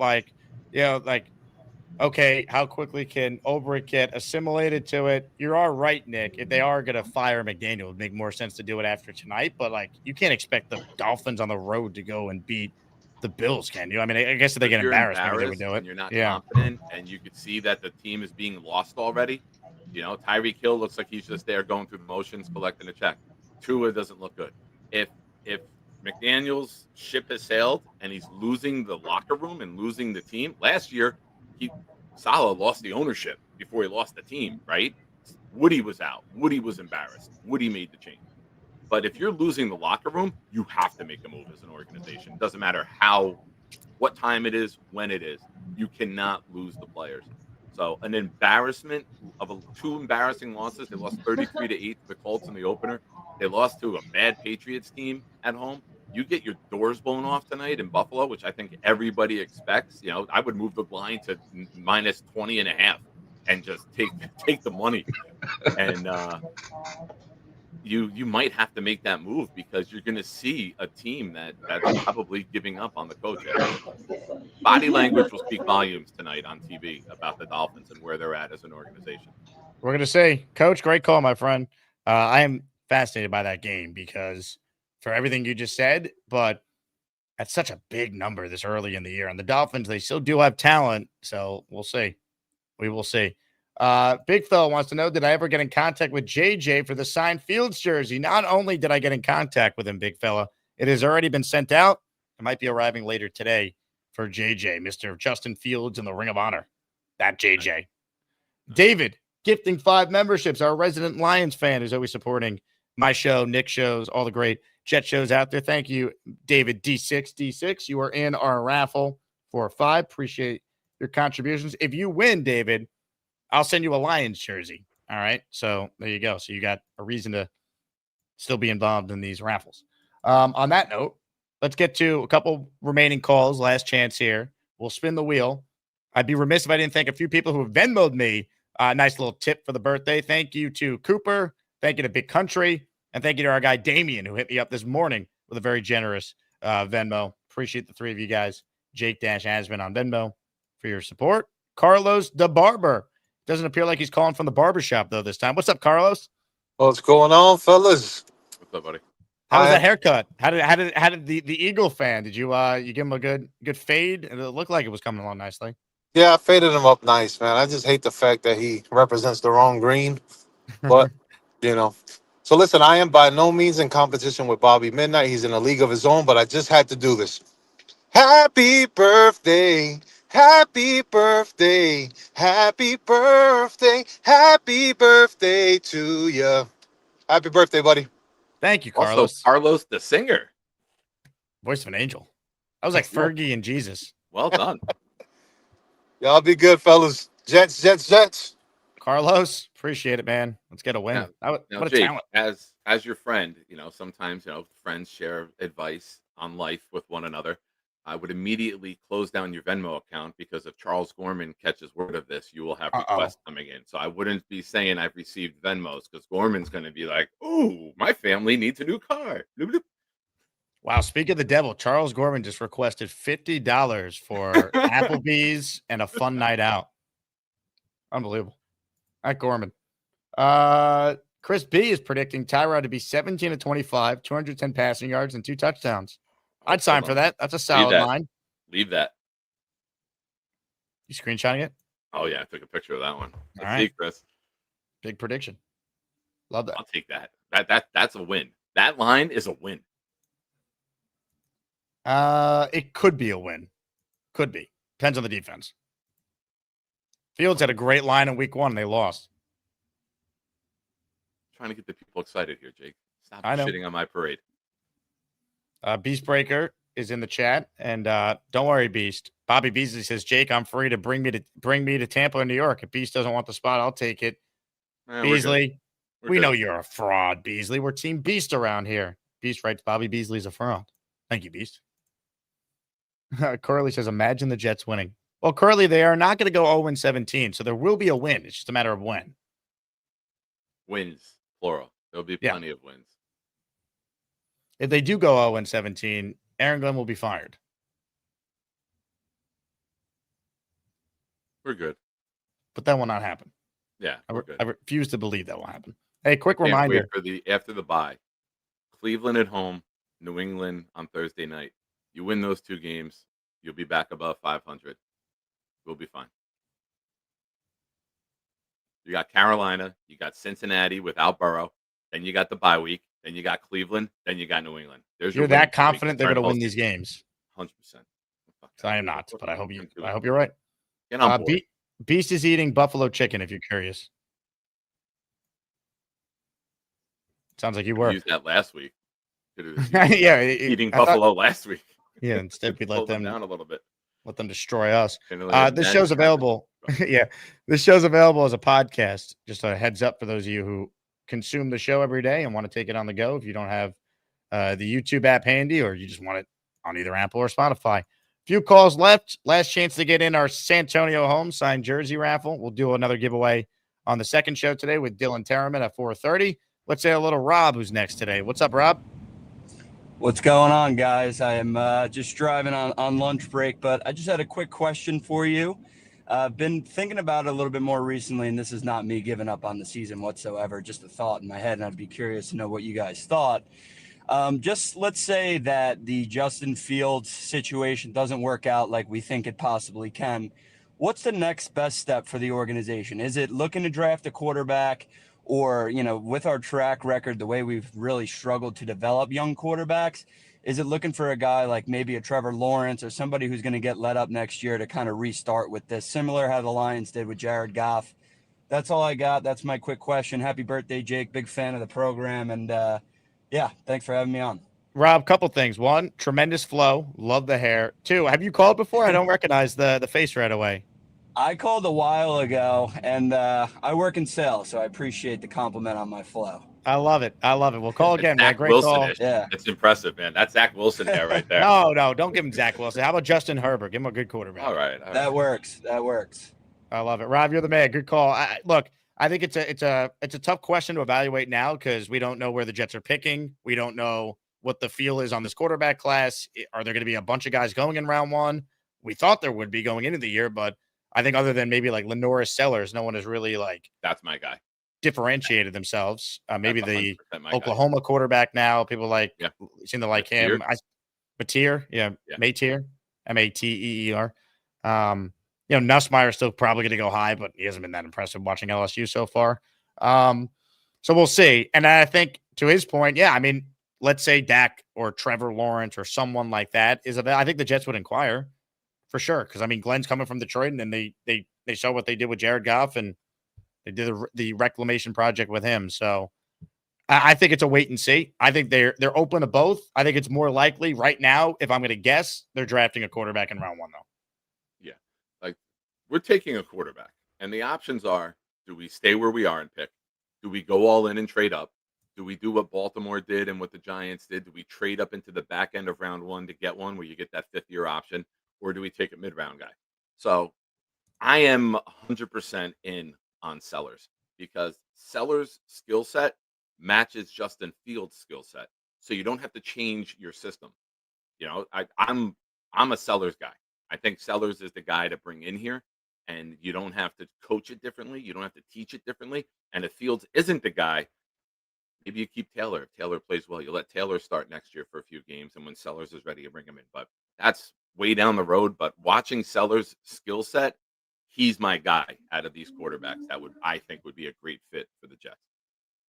Ladies and gentlemen, he just sent me a very nice Venmo for my birthday. It's time to say hello to the man, the myth, the legend, the king.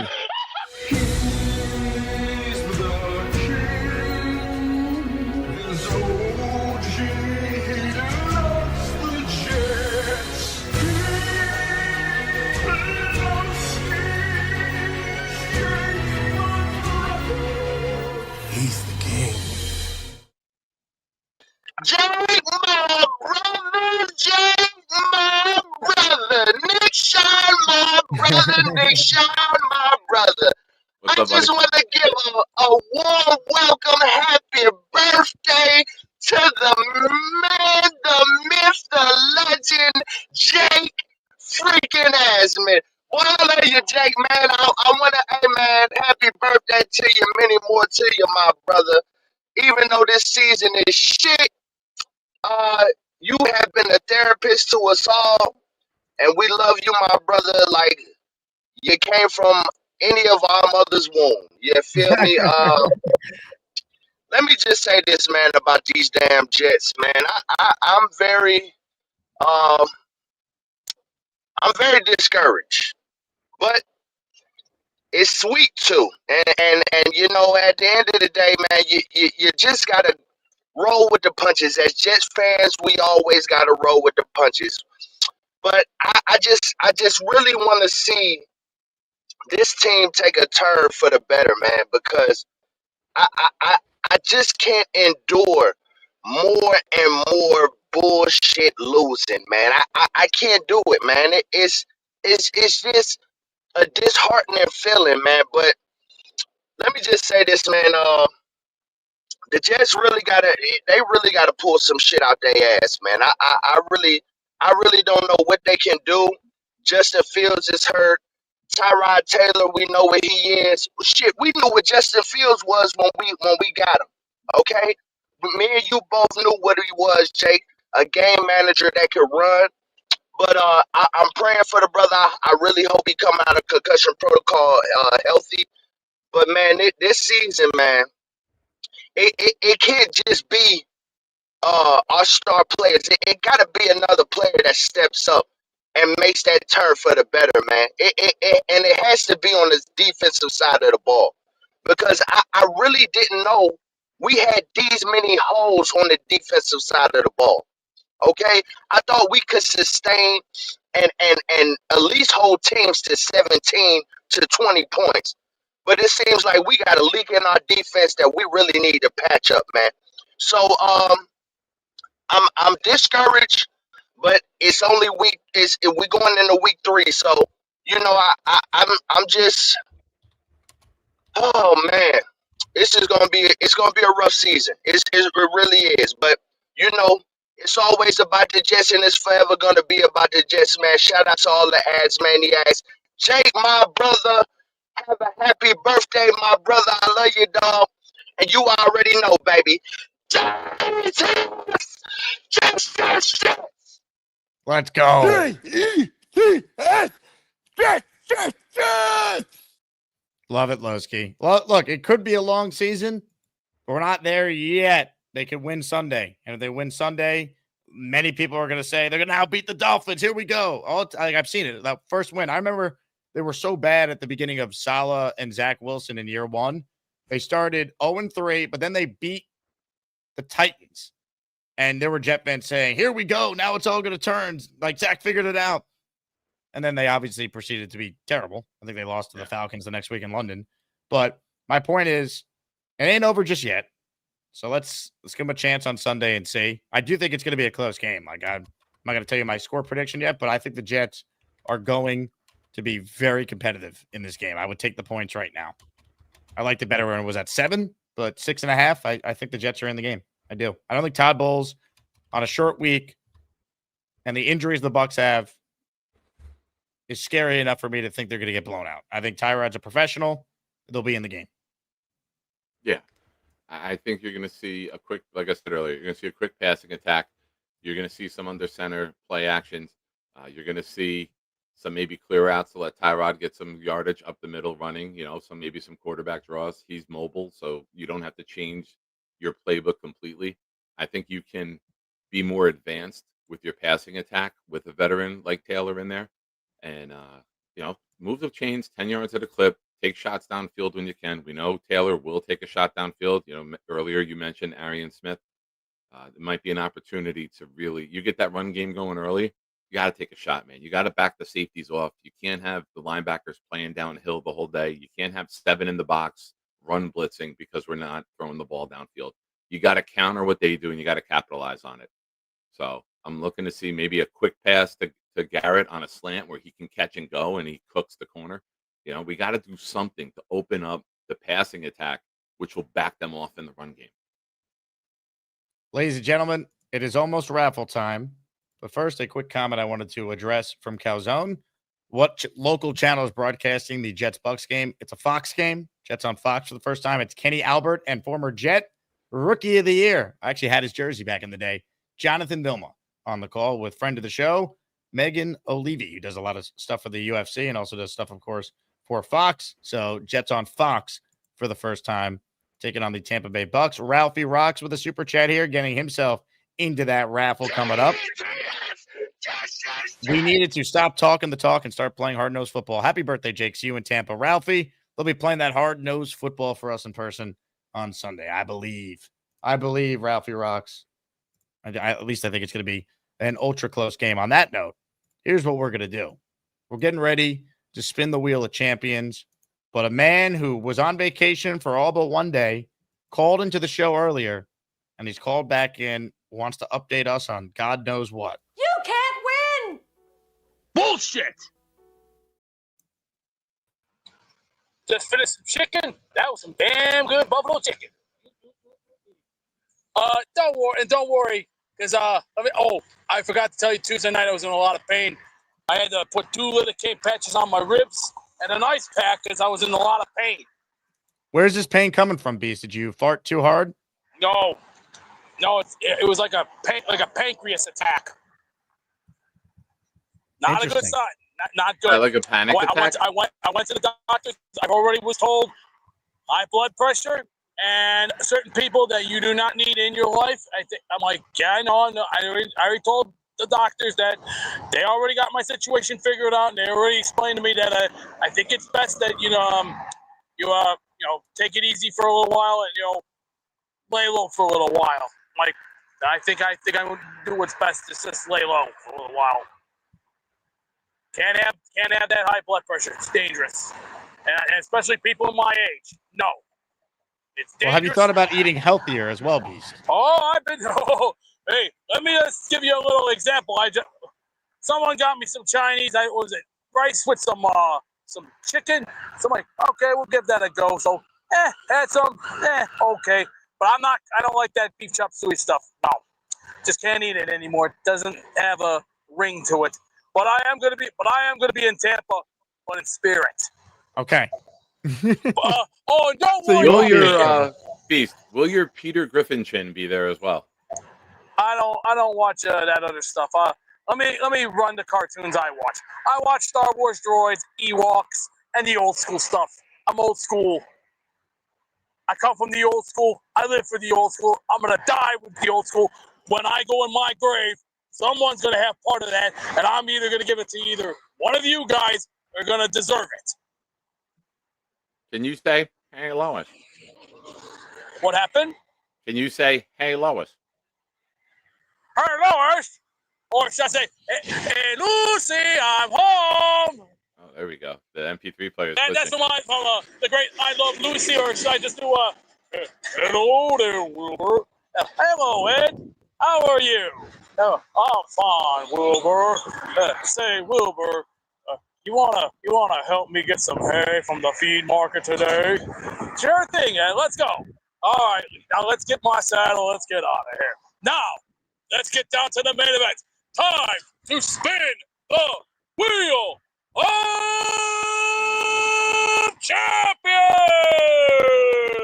It's time to announce the winners of the weekly Asmaniac Raffle. Let's spin the Jake Asman Show Wheel of Champions and find out which Asmaniac is winning an epic prize.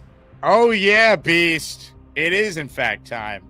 Now, don't worry, because the last person to enter at the buzzer was Roster Dread, so he is accounted for in this raffle. We're giving away a Tone Time Santonio Holmes signed jersey. If you win, you have to email me, asmanjake@gmail.com, your name and address, and we will send it your way. If you don't win, you're automatically entered in our weekly raffle for the 3 signed Jets footballs. Okay, here we go. One name.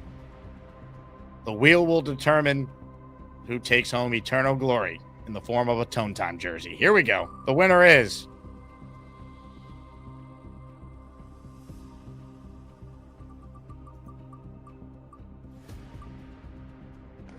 Frank P. And it's fitting because Frank P. led the way with the most entries in the daily raffle. Congrats to you, Frank.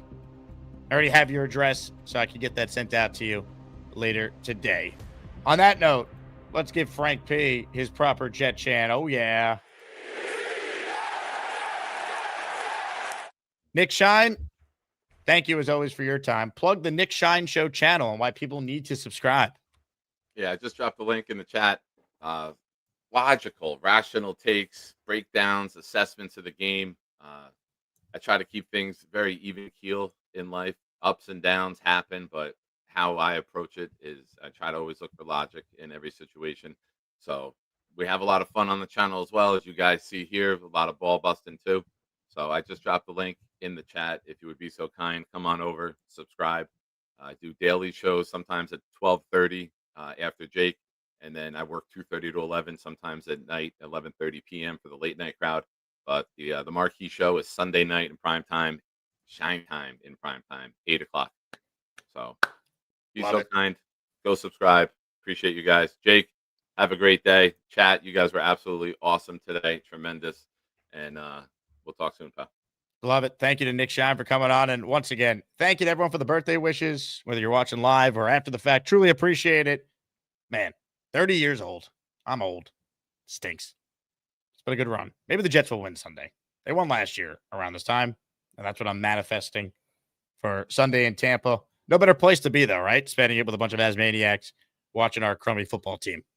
So I'm looking forward to it. I will talk to you guys this afternoon. We got DT on at 4:30. I'm also on the Jets Roundtable every Thursday at 3 with both Richie and Matt. So that will be a lot of fun. Just search Jets Roundtable on YouTube. You'll see the channel for that. So I will talk to you guys soon.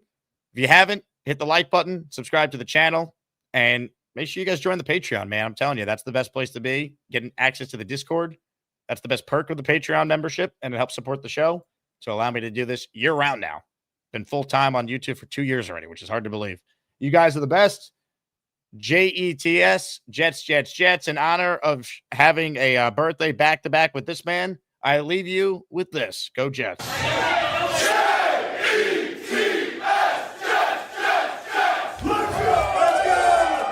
Hey, here's the deal. Just got no chance unless you click on that like button. And you got to make sure you subscribe to the Jake Asman Show. You don't? You can get the f*** out. Now let's go, Asmaniacs. We're built for this shit.